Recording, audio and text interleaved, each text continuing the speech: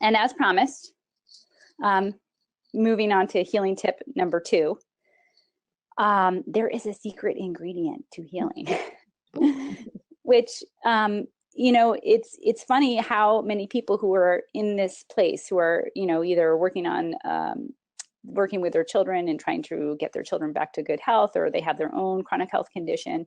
So many people are actually missing the secret ingredient, but it is by far the most important healing tool, and one without which you will basically close off the possibility of healing.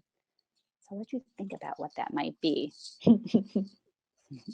And this is what that secret ingredient is. It's mindset.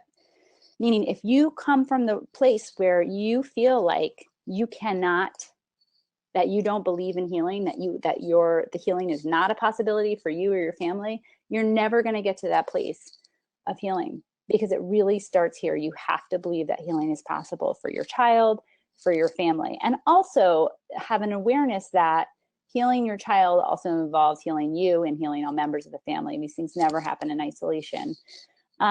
So what this means is that you may want to start thinking about any subconscious beliefs that you have, or fears that prevent you from believing this, or maybe even, and this is a controversial kind of thing to say, but maybe there might be ways that your child's illness might be serving you. And what I mean by that is that, there are all kinds of complicated family situations. For instance, where, there's a child who has an autoimmune disease, and everybody's focusing on their attention on helping that child. And that sort of disengages them from dealing with or confronting with other family conflicts, like a divorce or a challenging mother-in-law or whatever it is. So when I say something like, is there a way that this child's illness might be serving you? I don't mean that really in a judgmental way. I mean that in a sense like, really, is by focusing on this child's illness, by having your child ill, in any way serving you on a subconscious level? And it does happen. Maria, I've been sort of tracking people's healing stories. I'm sure you've seen this too. And that you do see that sometimes people do have this experience where, the state of illness is a status quo, and people are afraid of moving outside of that for a variety of reasons.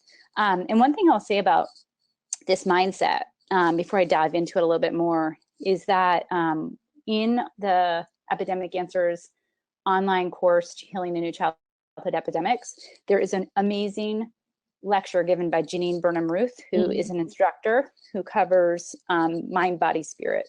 And that's her lecture. I think it's lecture number 9 in the course. And it is amazing because she talks about how much your mindset and consciousness actually influence your healing and your ability to heal, and how much a parent's mindset can influence a child's healing and ability to heal. It's really an amazing lecture. So part of this mindset, it's a really good time to be thinking about mindset, because this is a topic that you might see. You'll see it everywhere. It's this growth mindset thing is taking off. I mean, they're even teaching this to kids in the school, believe it or not. My kids. Your kids are getting it? Yeah, it's becoming part of the curriculum in a lot of schools. And what this is some ideas that come from the work of Dr. Carol Dweck, who wrote a book about the difference between these two mindsets here. And it's more complex than just these two, but really, do you come from a place of a fixed mindset, meaning that's sort of a place of inflexibility?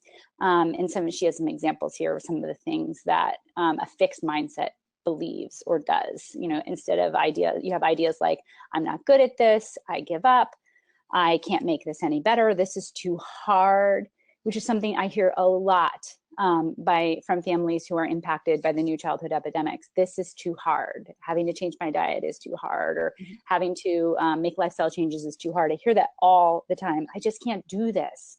That's a fixed mindset. And where you want to be is coming from a place of growth, from a growth mindset, where you're always, you're more flexible, and you're always looking for new ways, new opportunities, ways to overcome challenges. You think about things as problem solving rather than sort of barriers. So instead, you'll think about, what am I missing? I can learn from mistakes. Mistakes teach me things.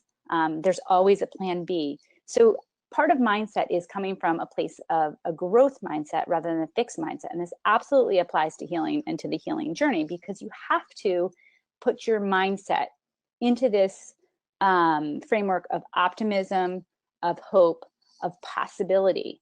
And if you're not there, you're really going to have a hard time building and growing this mindset towards healing. So if you think about sort of the picture on the left is the growth mindset, and the picture on the right is the fixed mindset. Is your mind a fertile place for the healing possibilities, or are you closed off to it for whatever reason? So, again, this is really such an important part, and why I call it the secret ingredient and the most important healing tool, because it is everything. This is foundational, and nothing else works if you don't believe that it's possible. So some of the things to be thinking about as you review your own mindset are, do you come from a growth mindset or a fixed mindset? Do you have any limiting beliefs? Anything that might be limiting your ability to heal or help heal a family member? And then another one that's very common is, how have you set your priorities? So for instance, if something seems like it's too hard, like let's say diet changes, ask yourself, is it because it's too hard in and of itself? Or is it because of how I've made priorities in my life? In other words, are diet changes hard, or are they hard because they're not a top priority currently in your life? Or is there something else going on? Have you made priorities where, diet changes go to the bottom because you don't want to make those diet changes because, for whatever reasons. So you have to sort of explore those kinds of things. And then the other thing is to expect positive results. Again, that's part of that whole growth mindset and this optimism and this expectation and belief that healing is possible. But when you go and you make changes and implement some lifestyle changes or diet changes or whatever, you have to expect that you're going to see positive results. And if you go out with a mindset, this probably won't work, this isn't going to do anything, then it won't. I mean, it's just fundamental. And then the last thing I want to mention really briefly is that gratitude. As I mentioned before, I've been documenting healing stories for almost a decade, and I look for common patterns. And definitely, without a doubt, one of the common patterns is this growth mindset. People whose kids come out of autism, kids who fully reverse their autoimmune conditions or their allergies or whatever it is, their parents are sort of usually driving that mindset, that optimism. But they also have this attitude of gratitude. And one of the things that I have been so profoundly impacted by is watching parents thanking the challenges that come their way. Mm-hmm. I love this so much because it, again, shows that growth mindset. So what I mean by that is, let's say like whatever the challenge of the day might be for you. So for example, your child won't stop temper tantruming at school, behavior's out of control. So you get called into school and it's interfering with work and it's driving you crazy and it's upsetting you and your child and your child's teacher. So you can stop and take stock of that situation and say, well, what's new?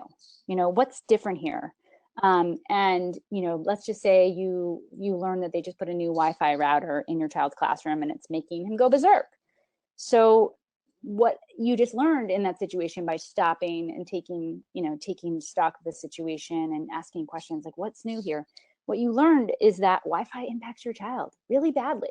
Mm-hmm. And what you can do then is say, oh my gosh, what did I just learn here? So that challenge of that experience of your child being out of control and, makes you sweat and makes you upset and, what am I going to do?